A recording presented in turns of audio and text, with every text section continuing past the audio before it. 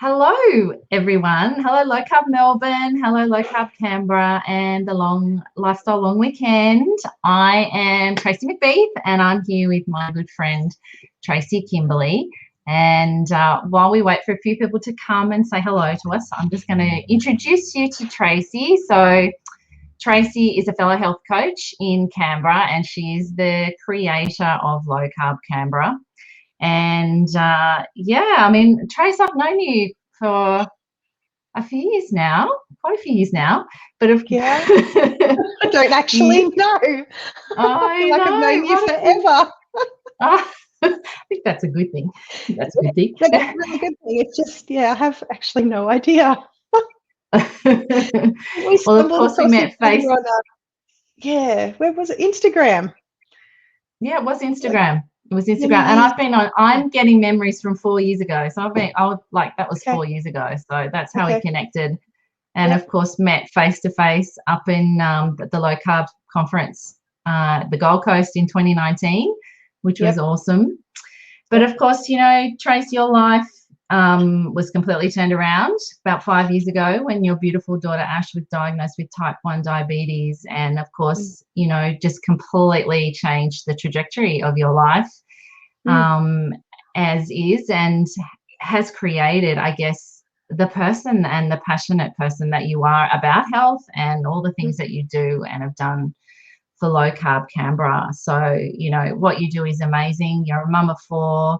You're just constantly giving and constantly out there trying to help people and share the message. And, when I saw that you had put together this event for Sunday, I was I'm so proud of you and excited. And I just wanted to help spread the message in any way that I could. So, yeah, go Trace. Thank you.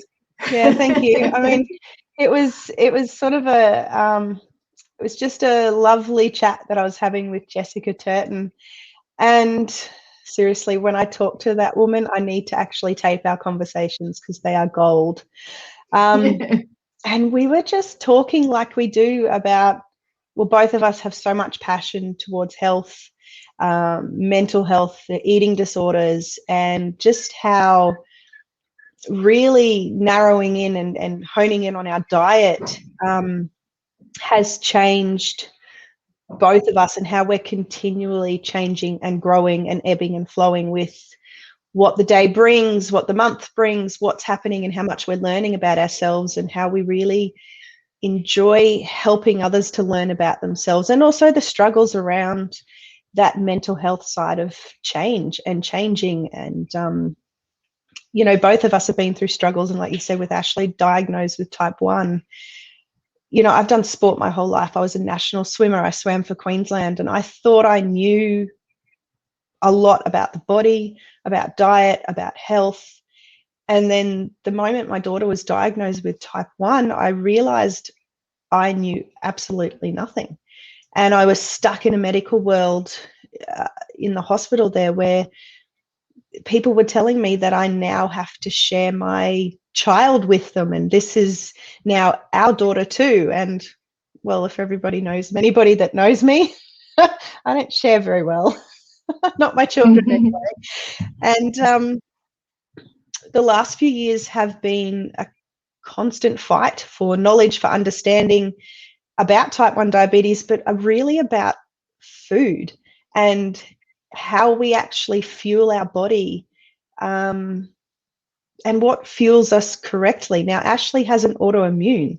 So we went keto, we went low carb, and I thought, this is going to be it. This is going to be right. And then beginning of last year, well, I noticed about 6 months before that things weren't looking good again. Insulin doses were increasing rapidly, huge amounts. We got up to 250 units a day, which she was previously on 38 units of insulin a day. So that was a drastic climb. And people around me, again, doctors that I appreciate and like, were just telling me, she's a teenager, insulin increases again. And I just still couldn't take those comments, those answers as truth, as, that mummy truth, inside you when when someone's hit the nail on the head, or if you know that there's something further you have to go and explore. And so we went and saw Dr. Paul Mason last year in February. Actually, her carnivore date was only like 3 or 4 days ago. And I found out that plant foods were literally destroying her. Her digestive system, her stomach, her thyroid, and that devastation came back again, that I had been feeding my child wrong. And yeah, fast forward to now, and she's got a HbA1c of 4.9. Her thyroid is working better. Her stomach, her celiac is calmed down. That inflammation is gone.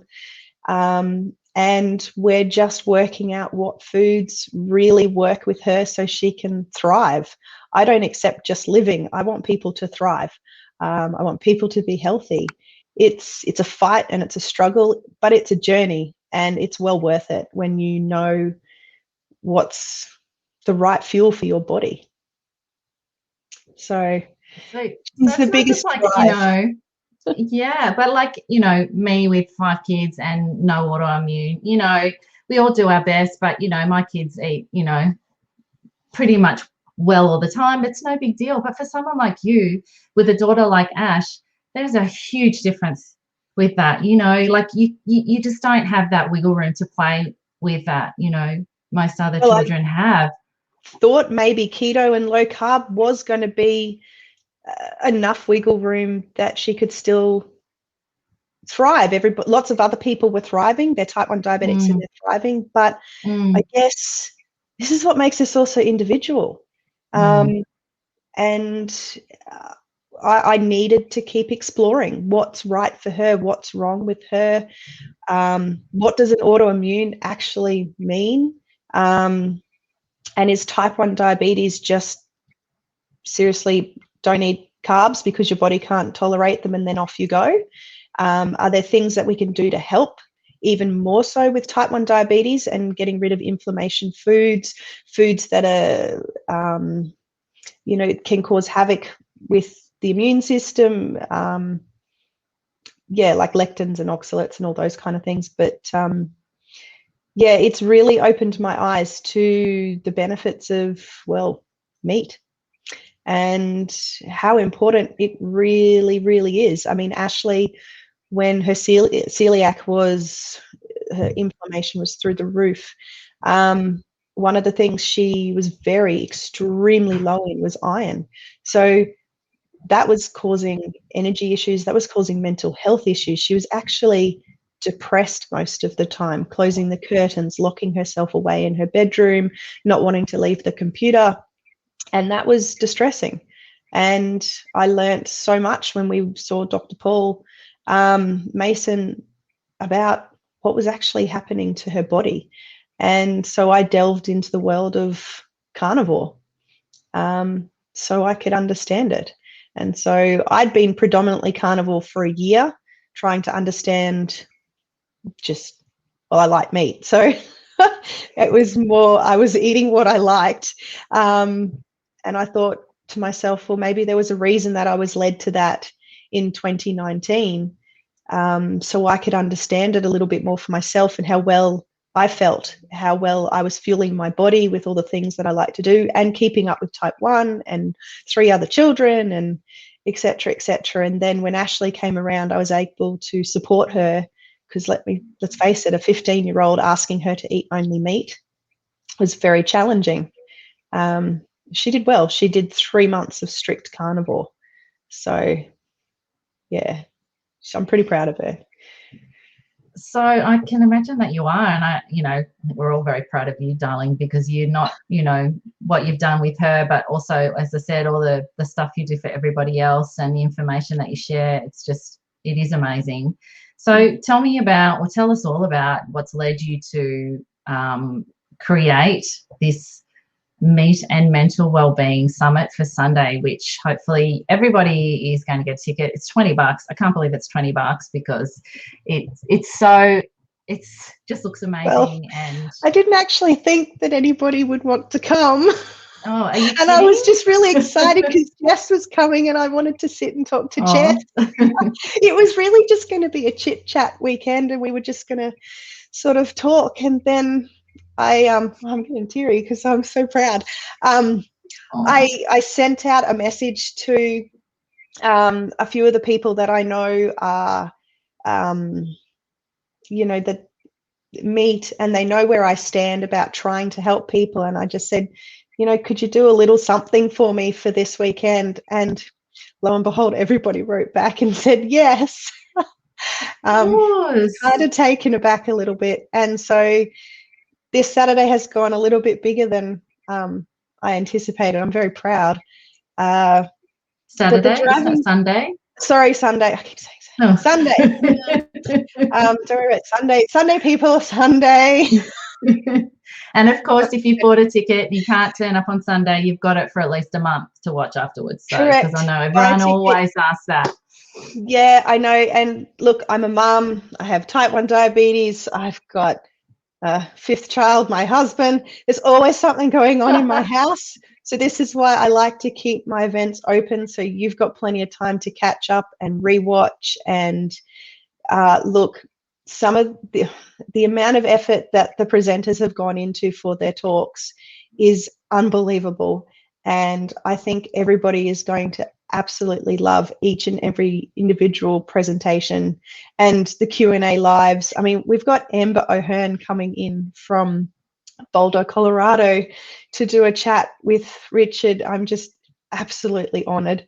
And she's the carnivore queen. And what she's done for her own mental health and life, and experimenting with food is just amazing. And I learnt heaps from her watching all her YouTube talks and videos and things like that. And I'm so grateful that she spread her story and she does the research that she does, because that was one of the driving forces behind this event, was so I could get that out there to people.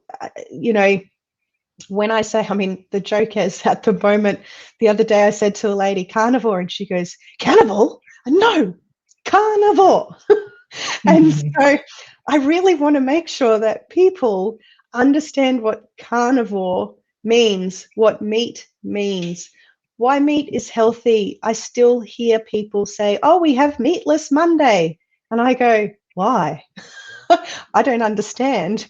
I have meat 3 times a day. I want to break down those walls where we're scared of meat, because there's so many reasons. It's going to give you cancer. You're going to have a heart attack. You're going to have protein in your kidneys, and the list is like, your big toe is going to grow on the other side of your foot. I don't know. There's so many reasons people come up with, and there's so much research and evidence there as to why meat is so important for human beings. And I unfortunately have a very, very sick child, and I don't want to see that happen to anybody else's family. I do believe that this is something that has come through the generations of seed oils and processed foods and everything that has been passed down from generation and generation in my family. And then unfortunately, through epigenetics, it's been switched on. And Ashley, we don't have type 1 in any family history at all. So this is an autoimmune that has been triggered and come through, and I wholeheartedly believe that it is diet related, and there's nothing I can do about it now, but there are things that I can stand up and say to try and help people so they can have healthy pregnancies, so they can get themselves healthy, they can swap and change things for their kids. I mean, I was just in Aldi, and their aisle there that says lunch boxes, and I looked there and I said to Peter, who's my husband, there's not one bit of real food in this whole aisle, and yet it's advertised as lunchbox friendly.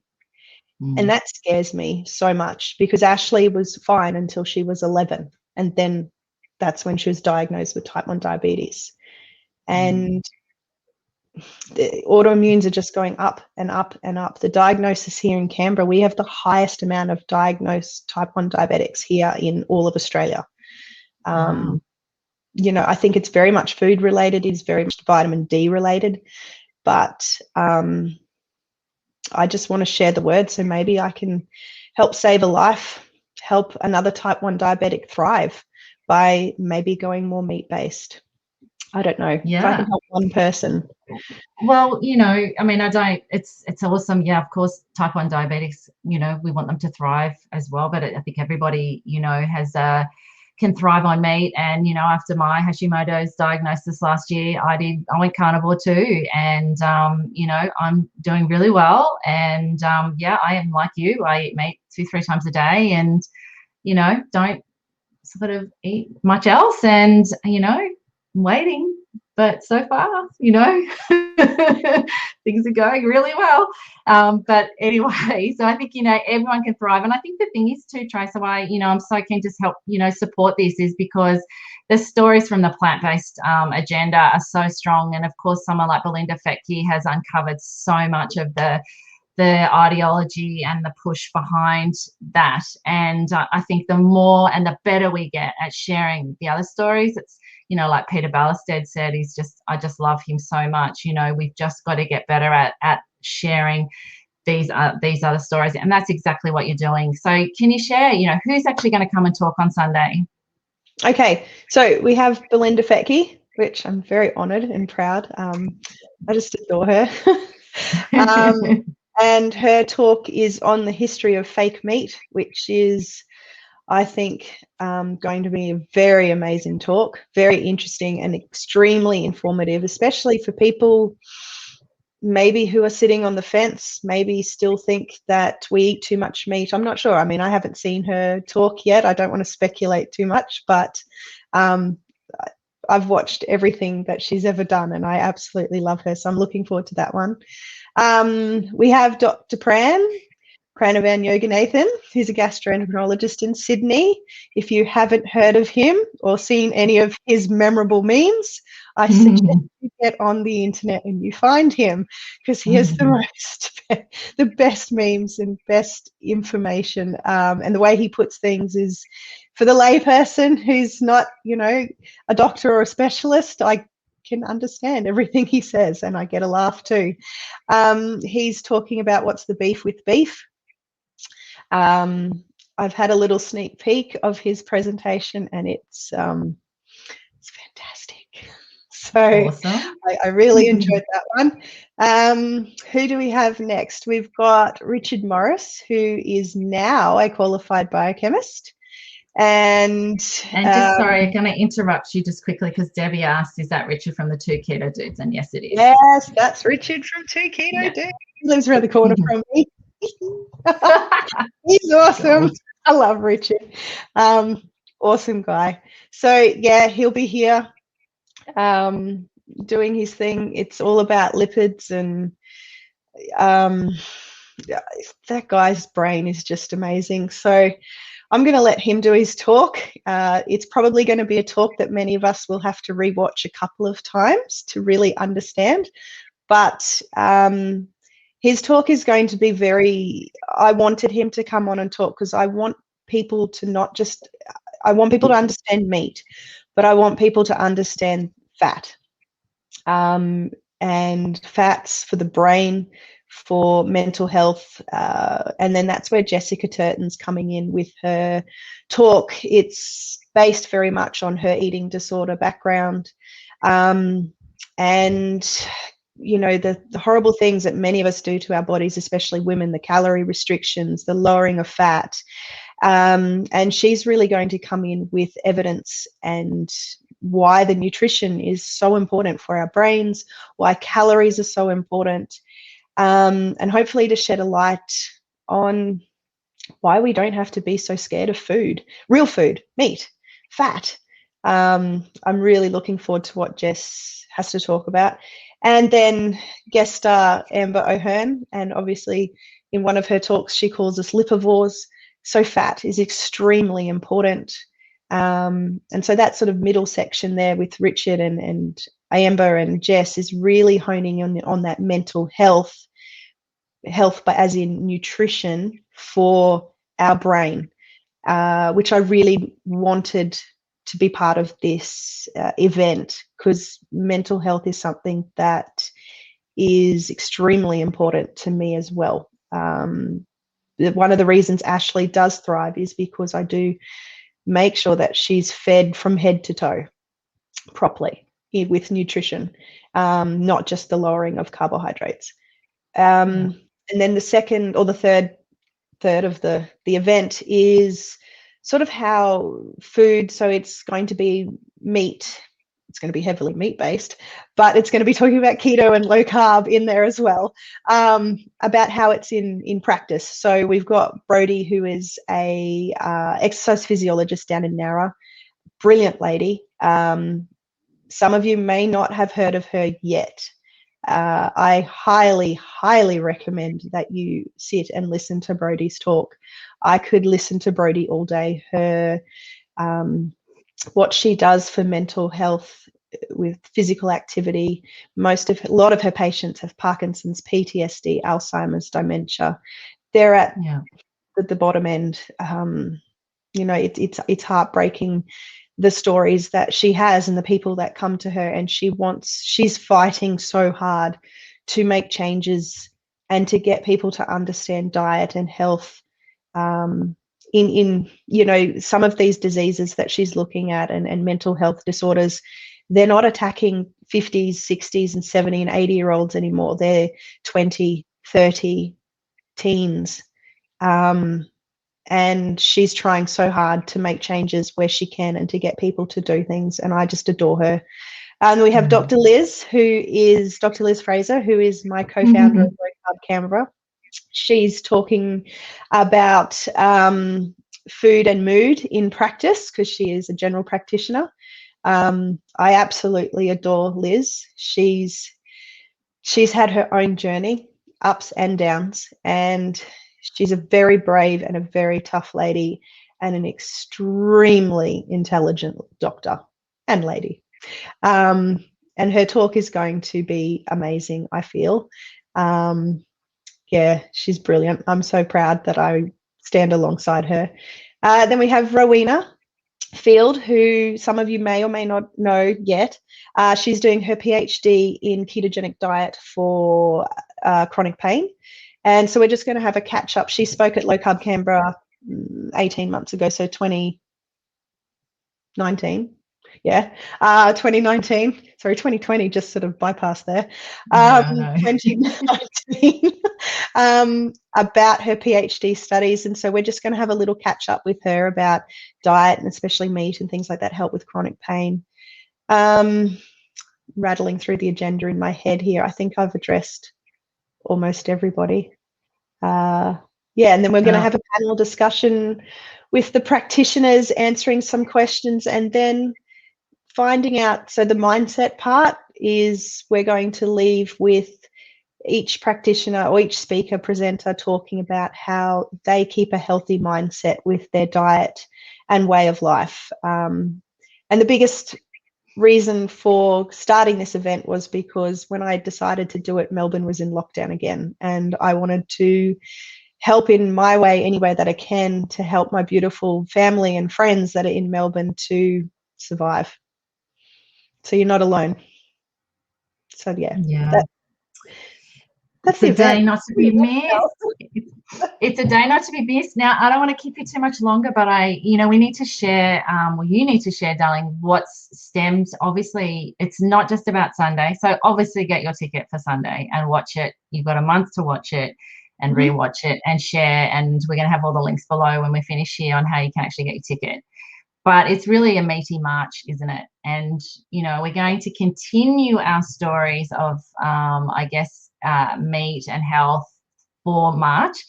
And we've managed to get a contingent of pretty amazing people together who are happy to come and share their stories with you and I around, how meat has really helped them with their health.